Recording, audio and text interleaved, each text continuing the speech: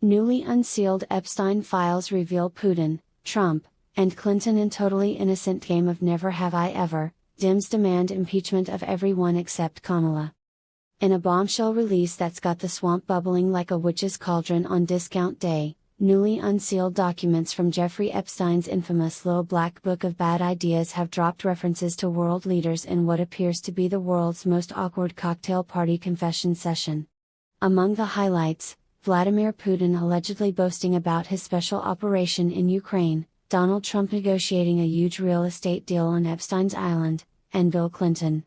Well, let's just say the phrase oral sex with Bubba shows up more times than in turns at a White House pizza party. Congressional Democrats, ever the picture of restraint and not at all prone to selective outrage, immediately convened an emergency hearing titled "Is This a Scandal or Just Another Tuesday?"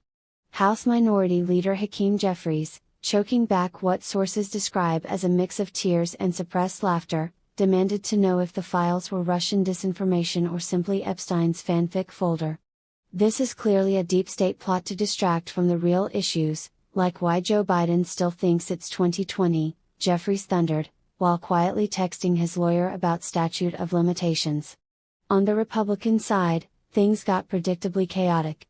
Matt Gaetz, looking like he just won the lottery crossed with a root canal, proposed a bipartisan bill called the Epstein Exception Act, which would retroactively classify all island visits as fact-finding missions for climate change. Look, if Putin's there, it's diplomacy. If Trump's there, it's business. And Bill. That's just community outreach, Gaetz explained to reporters, who nodded along because who has time to fact-check satire this thick? The files themselves read like a rejected script for The Hangover, International Edition. One entry notes Putin challenging the group to a vodka-fueled arm wrestling match, only for Trump to counter with fake news chants until everyone agreed his hands were the biggest. Clinton, meanwhile, reportedly kept things light by sharing life lessons from his time as a Rhodes Scholar, lessons that, per the docs, involved more fumbling than a blindfolded game of Twister. White House Press Secretary Karine Jean-Pierre, when asked for comment, pivoted masterfully, what files? And even if there were files, they're probably just binders full of women. Or binders full of excuses. Look, the president is focused on passing the Equality Act for billionaire pedophiles, Build Back Better 2.0. Sources close to the administration whisper that Biden himself reviewed the documents and mistook them for his old love letters to Jill, muttering, "Come on man, that's not how you spell intern." As the nation reels from this non-scandal scandal, experts predict the fallout will be minimal, unless, of course, it turns out Epstein kept a guest list for Hillary's emails. "It's all very bipartisan," quipped one anonymous Hill staffer.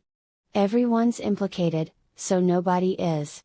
Except maybe the interns." In related news, Elon Musk tweeted that he'd buy the files for $44 billion just to turn them into a Neuralink update. Download now and relive your worst decisions in 8K. Congress has scheduled a vote on whether to classify the whole thing as protected speech or evidence for the apocalypse. No interns were harmed in the making of this article, but several fact-checkers have filed for therapy.